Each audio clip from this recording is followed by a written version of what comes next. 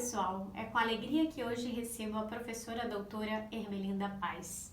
Ela é livre-docente, pesquisadora de referência e autora de importantes livros que certamente ocupam a cabeceira de inúmeros pesquisadores, alunos e educadores musicais em todo o Brasil.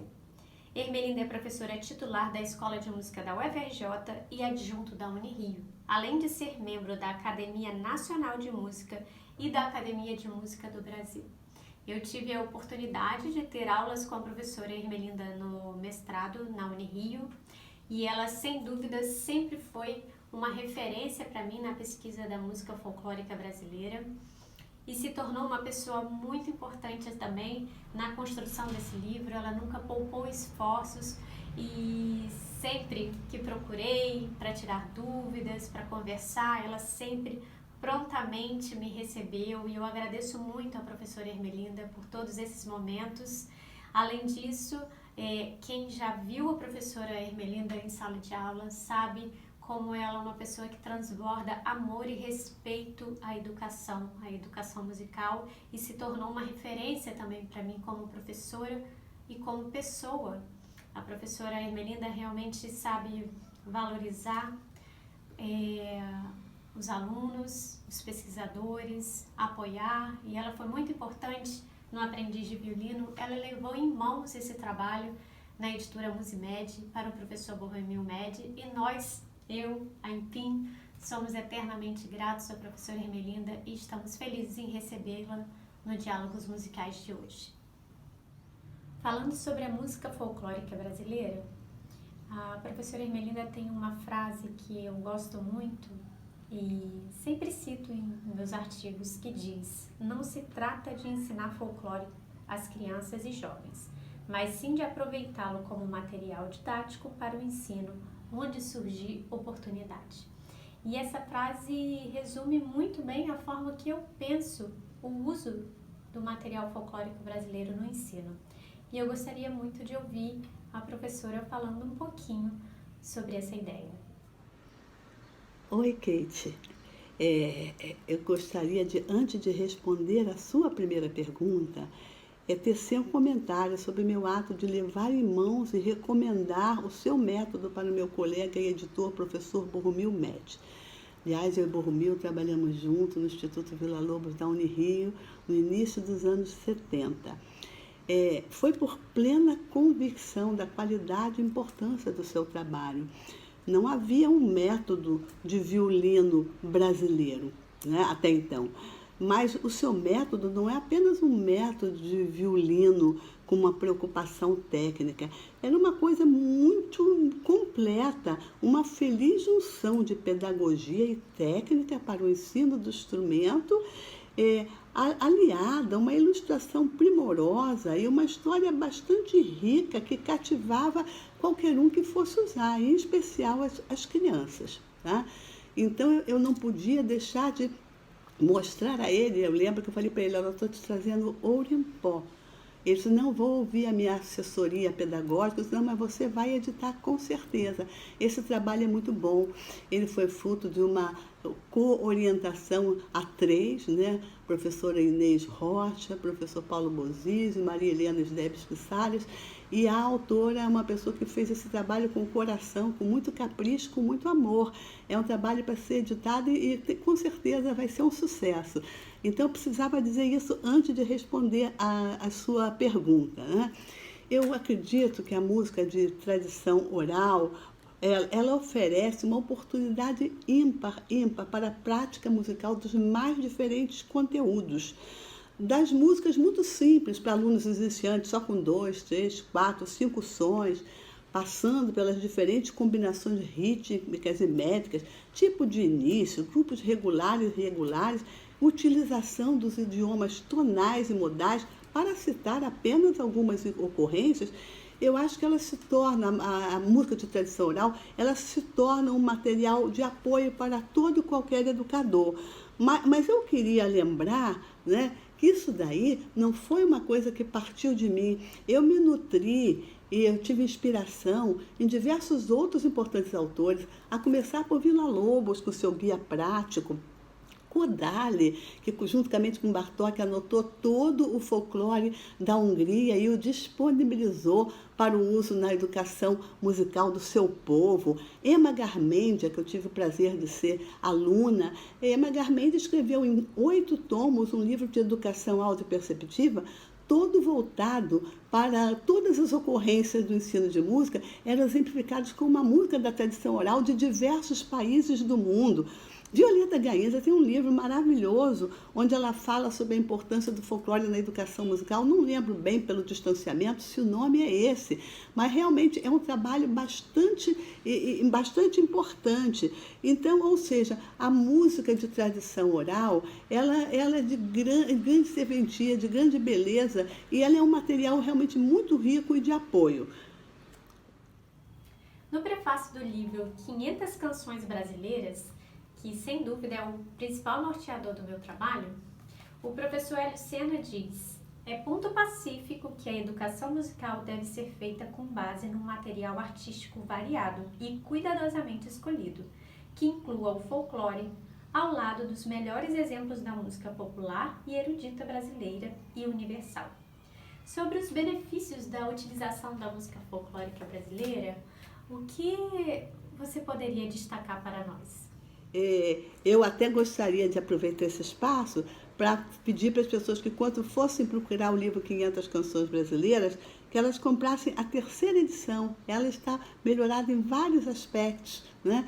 Ela apresenta o texto em 4 idiomas, inglês, francês, espanhol e português. Ela localiza quase todas as melodias encontradas no livro fonte, porque até então eu dava-se bibliografia de onde foram extraídas as canções, né? E colocava os livros. Agora, devido a vários colegas, às vezes me ligavam para perguntar: quero fazer um arranjo coral, eu queria o 2º texto, você tem o 2º texto? Aí eu não tinha, não era meu objetivo na época, né? Então eu fui em 2014 para a Biblioteca Amadeu Amaral tentar localizar a procedência de cada uma das canções. Então agora vem a canção, eu digo exatamente de que livro aquela canção foi extraída. Isso facilita realmente muitíssimo, tá? Mas por que eu acho importante o uso dessas canções? Por uma coisa muito simples: a clareza das canções, a simplicidade, a beleza das linhas melódicas, a riqueza expressiva das melodias, destacando os fraseados intrínsecos. É tudo tão claro, né, por conta das pontuações, das respirações no texto, que é possível dar ao aluno a consciência do que é um motivo, do que é um membro de frase, o que é uma frase, o que é um período. Isso tudo torna o trabalho muito mais musical, porque é trabalhar música em cima de música. E eu aí lembro muito de Sterlis Clear, que no seu livro de teoria da música, todo exemplo que tinha que fazer de música, ela fazia um exemplo em cima de uma música. Podia ser da tradição oral, uma música popular, uma música clássica, uma música da cultura indígena, podia ser, ou seja, uma música, era sempre uma música. Isso faz com que o ensino fique muito mais dinâmico. E, por exemplo, as canções, você diz dos benefícios, né? Eu, quando criei esse livro, né, o concebi, como eu disse anteriormente, com inspiração em vários outros autores exponenciais, eu fiz pensando nas minhas aulas de percepção musical, mas qual não está sendo a minha feliz surpresa? Está sendo utilizada em aula de harmonia, está sendo utilizada em aula de análise, por professores de instrumento. Numa ocasião, um colega veio me dizer que encontrou o meu livro todo transcrito com outras tonalidades por uma professora no Paraná que estava ensinando flauta doce. Então ela pegou as 500 canções e transcreveu-as para uma tonalidade que ficava mais confortável dentro do contexto do ensino da flauta doce. Então, mas sobretudo, o que eu acho que é muito importante, além de trabalhar música em cima de música, e possibilitar que as pessoas façam um trabalho de harmonização, que criem em cima, é a possibilidade, isso é muito importante, de ligar o homem à terra e à sua cultura. Professora Ermelinda, você tem um livro que, para mim, é um livro obrigatório para todo professor e estudante de música no Brasil, que se chama Pedagogias Musicais Brasileiras no Século XX. Eu gostaria de saber como você vê a cena contemporânea da educação musical. A sua terceira pergunta me remete ao panorama da pedagogia musical brasileira. Eu comecei a me debruçar sobre essa temática nos anos 80, né? E meu primeiro trabalho foi assim, Correntes Pedagógicas Musicais Brasileiras, um estudo. Trabalho esse que está, inclusive, disponibilizado na minha página na internet, né? Depois comecei esse projeto que acabou, eu resolvi apresentar esse trabalho para apreciação da Musimed, isso nos anos 2000. Então foi editado com o nome, né, Pedagogia Musical Brasileira no século XX, Metodologias e Tendências. E foram abordadas as contribuições dos primeiros educadores, Villa-Lobos, Sá Pereira, Lide Mignone, Gazi de Sá, Cacilda Borges Barbosa, Esther Sclia, Juriti de Souza Faria, Anita Guarnieri e alguns outros projetos trabalhados de música que ainda não haviam se colocado como um método, mas com propostas bastante interessantes. Entre a primeira edição de 2000 e a segunda edição de 2013, eu conversava muito com os colegas que faziam uso, que adotavam. O livro foi adotado em diferentes para concursos, em cursos. Então, eles às vezes chegavam para mim, eu me lembro que a Salomé Ganda, eu falei, Ermelinda, por que você não coloca a data de nascimento e morte, só para situar no tempo e no espaço? Já o outro chegava, puxa, você tirou uma Manossolfa de Villa-Lobos, isso só tem no Boletim Latino-Americano de Música e você tirou dessa edição, recoloca. Puxa, mas por que você não colocou os intervalos da Esther Sclia? Ah, o outro chegava assim, esse solfejo harmônico é muito difícil de fazer. Aí por que você não coloca como você fazia conosco nas aulas? Então, eu fui anotando nesse espaço de tempo todas as sugestões dos meus colegas, tudo, e fui anotando tudo e fazendo tudo. Quando chegou em 2013, 2011, 2012, eu preparei a segunda edição. Só que me passou desapercebido que eu não deveria ter feito o que eu fiz, mantive o mesmo nome, que eu coloquei edição revista aumentada. E, na verdade, a segunda de 2013, ela é acrescida de quase 200 páginas, porque ela dá conta também do século XXI. Eu falo em Joel Barbosa, eu falo nas importantes propostas da Escola Portátil de Música, eu falo no passo do Lucas Ciavata, e acabei me colocando na minha abordagem do modalismo na música brasileira por sugestão da Cecília Conde, que quando ela fez a leitura do meu trabalho, ela reparou que eu não havia me colocado, ela achava que era importante. Então, eu deixei a timidez de lado e me coloquei. E você me pergunta o panorama. Eu acho que o panorama não se limita a esses autores que eu citei. Há vários autores importantíssimos no cenário musical pedagógico brasileiro que não foram citados, como Alda Jesus de Oliveira, como Marisa Trens Fonterrada, Josete Férias, que nos deixou recentemente, Regina Márcia Simão Santos, há um mais jovem que esse, do José Nunes, com a Lilian Justo, estão preparando um orfe brasileiro, usando as músicas da tradição oral. Teca de Alencar de Brito, Cecília Cavalieri França, aliás, tenho tudo dela, sou tiete de fato e de direito. Então, eu vejo essa efervescência com muito otimismo, pois nós temos nos cursos de pós-graduação Lato, Estrito Centro, e os mestrados profissionais têm prestado um grande serviço aí, já visto o seu trabalho, que é oriundo do mestrado profissional, um trabalho de altíssimo nível, mas ainda, eu diria que esses nomes que eu não citei, me perdoem os autores que mereciam ter sido citados, que não foi, por mero esquecimento, tá? Mas eu gostaria de reparar, propondo que consultem as revistas da Associação Brasileira de Educação Musical, que estão todas disponibilizadas gratuitamente. Procurem ver o sumário. Nesse sumário, vocês vão ver que todos os autores estão ali. Gente mais experiente, gente menos, gente que está começando agora, mas sob orientação de pessoas experientes. Então, eu vejo o cenário pedagógico musical da atualidade como um cenário bastante importante e muita coisa, às vezes, a gente não sabe, né? Essa extensão do Brasil, sei que tem a internet hoje em dia para suprir isso, mas às vezes a gente não fica sabendo de coisas importantes que acontecem aqui, ali. Lembrei da Betânia Parisi, pelo menos uma para ficar triste comigo. Eu assisti um trabalho dela para o Sesc Nacional, uma conferência maravilhosa. Gente, tem muita gente importante. Kate, olha só, prepare o volume 2, tá? Com tudo que você ouviu nesses 3 anos de sucesso, nos seus workshops, nas suas masterclasses, seus colegas, seus alunos devem ter feito sugestões. Mãos à obra e comece a trabalhar.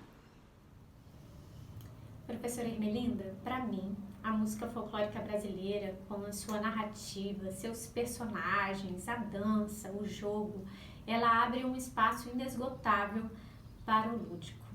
Eu gostaria de saber, para você, qual é a importância do lúdico no ensino de música para crianças? A sua última pergunta é sobre um assunto que eu tenho um interesse extremamente grande, é o lúdico. Eu aprendi tudo que eu sei sobre o lúdico com uma educadora musical que foi uma figura importantíssima no cenário musical brasileiro dos anos 60, do século passado. Chama-se Lídia Chiafarelli Mignone. Ela escreveu em 1961 um livro Guia para o Professor de Recreação Musical, onde ela explicava como ela entendia que deveria se dar o ensino da música, trabalhando música através dos jogos, das brincadeiras, dos conjuntos de percussão, das histórias contadas e cantadas. O trabalho de Lídia era um trabalho muito estimulante. Ela era buscada pelos professores, de todos os professores de música que tinham o seu neto, tinham os seus filhos, todo mundo para estudar com Lídia. Eu costumo dizer que ela foi a precursora da educação artística e da musicoterapia, porque ela era uma pessoa antenada, ela juntava música com artes plásticas, com várias coisas. A Lídia foi uma pessoa muito importante e ela nos deixou prematuramente em 1962. E, na realidade, deixou uma profunda lacuna, que a figura forte, competente e criativa de Cecília Conde buscou suprir, porque foi Cecília, juntamente com outras professoras, mas praticamente Cecília, que substituiu o trabalho que Lídia vinha fazendo. Então, nos tempos atuais, eu acho que a Aipim, esse fofo desse Aipim, está cumprindo essa missão, não é? De maneira exemplar. O seu livro, ele é um convite ao lúdico, sem descuidar dos caminhos pedagógicos e da técnica, levando com muita sensibilidade o iniciante pelo caminho da música, mas com muita alegria. Faça outros livros, Kate. Obrigada. Obrigada, professora Ermelinda, mais uma vez. Suas palavras sempre me emocionam, me incentivam a seguir adiante nessa pesquisa. Obrigada por esse encontro especial e espero que vocês tenham gostado do nosso diálogo musical.